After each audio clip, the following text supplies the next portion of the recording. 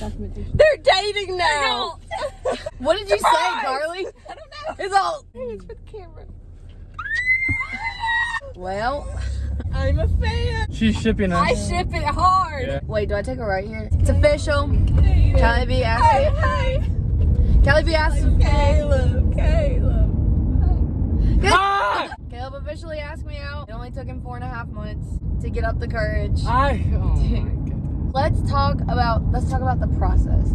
So first, I'm trying to find music, so you talk about it. Because I definitely don't know what to play. No, I lost. don't. No, I don't want to talk about it. Mm-hmm. Go to Spotify and look up Summer Hits 2020.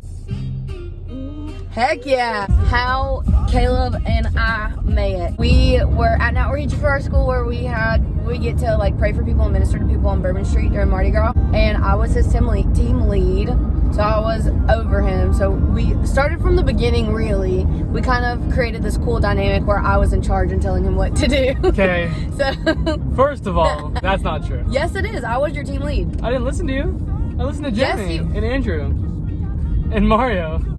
Anyway, Take it back. In any case, Take it back. I take it back. In any case, So I was the team lead, so I was the boss of him. That's all that they need to know about that. He would, like, one time we were on the streets and I was wearing my camo pants. And if you've seen the camo pants, you know. Caleb was like, I really like those pants. I didn't know who he was. And I was like, and at this point, we're on the street. yeah, we were on Bourbon Street. And I was like, thanks.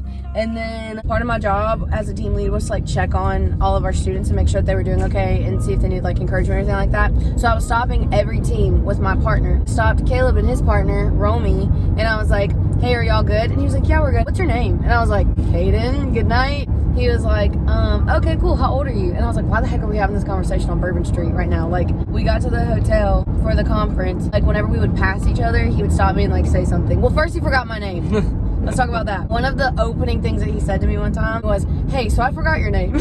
He also met my sister before me. Abigail. So then it was Sunday. So after service on Sunday, he stopped me and he was like, do you have a tattoo? And I was like, you have a tattoo. So we started talking about our tattoos, right? Then we started talking about California versus Mississippi and how it's super different and all that kind of stuff. After that conversation, I think I DM'd you. yeah, he added me on Instagram and he DM'd me. We met again before service that night and he asked for my phone number. Okay. Nope. That's a negative, Chief.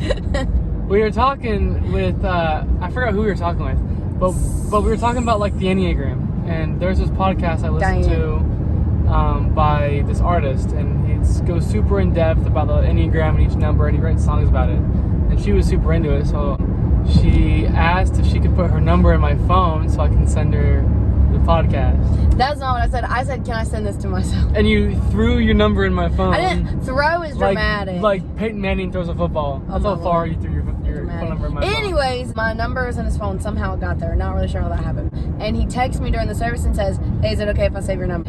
And then he asked if we could hang out that night. We didn't get to hang out because he ditched me to go get dinner with his cohort.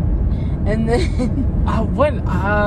no. Yes. That's not, I was trying to DoorDash Sonic and Sonic was closed. I never got it. No, you guys were going to go to James. And we didn't, and we came back. You still ditched me. Well, this is a strong word. Well, that's what happened. Monday night, he messaged and was like, hey, we really do got to hang out. And I was like, cool, why don't you come to IHOP with me and my cohort? So he comes to IHOP. It was disastrous. A tire popped in Cassie's car on the way there. We barely talked.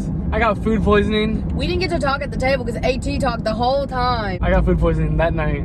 From freaking IHOP. Eating pancakes from IHOP gave me food poisoning. The next day, we were supposed to hang out at the impartation service, which was the following night. We did. Originally we didn't know if you were going to be able to go. That's true. Because you were sick. You're like, they think I have the flu because there was like a flu outbreak, which might have been coronavirus now that I think about it. Probably. I prayed really hard and we went out and evangelized and we came back and he said he was good. So he came to impartation service. Post impartation service, we just hung out. We went to IHOP again. I got in my first lift. We're super smart. I took her on 3 lifts. In one night. Yeah, and we went back to IHOP because, I don't learn my lesson. We shared some food and went back to the hotel. And then talked from, I think it was like 11 o'clock when we got back.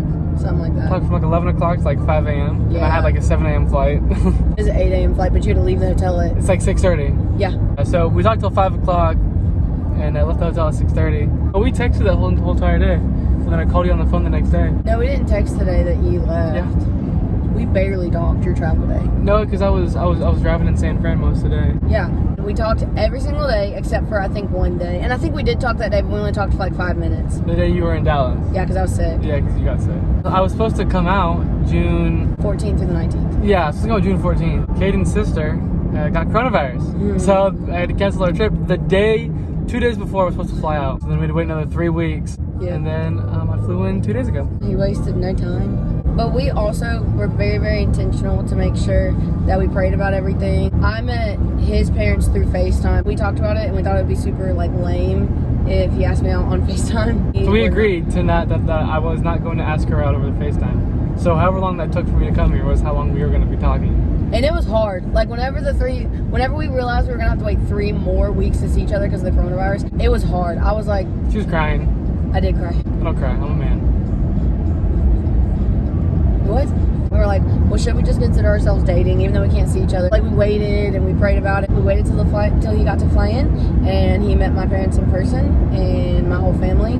Her entire church staff. To talk about the flight day. So a little background context. I had been working that whole week, and I was working till 2 a.m. on Saturday. And my flight left at 6 a.m. On Sunday. I would get off on 2 a.m. technically Sunday morning, leave at 6 a.m. So I got off work, showered, packed. My sister and dropped me off at the Sacramento airport. It's about 6:15. The flight's a little late, and they're like, yeah, so the plane's like missing a part or it needs a part. We're gonna go ahead and cancel it. And I was like, come again? Excuse me? Called them on the phone.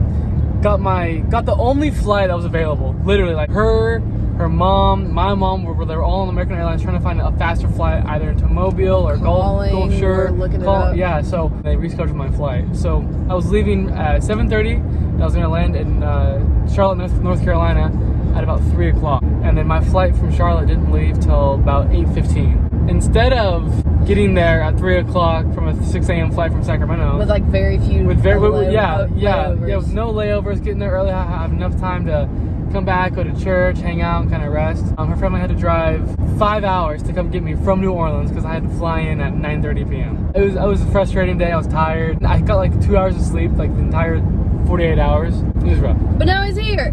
That's pretty much it. He met my family.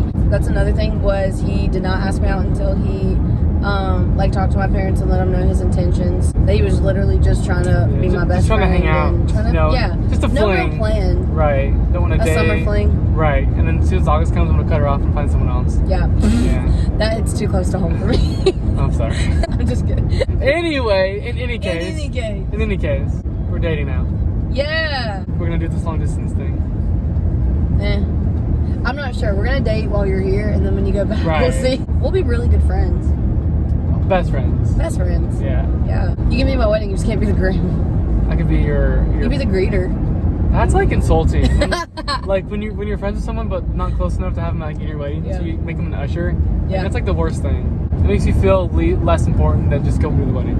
So you'll greet at my wedding. Yeah. You're not DJing. You're not DJing. Carly's not DJing. Okay. No. We'll get Zed to come out and DJ. Just still make music. Yeah, he's a millionaire. Oh. He's $1 million mansion in Los Angeles. Your mom has $1 million mansion in Los Angeles. Wish. So yeah, that's pretty much our story. Be sure to like, subscribe, comment, share this. I saw your eye roll on the camera. Did you? Oops. Bye.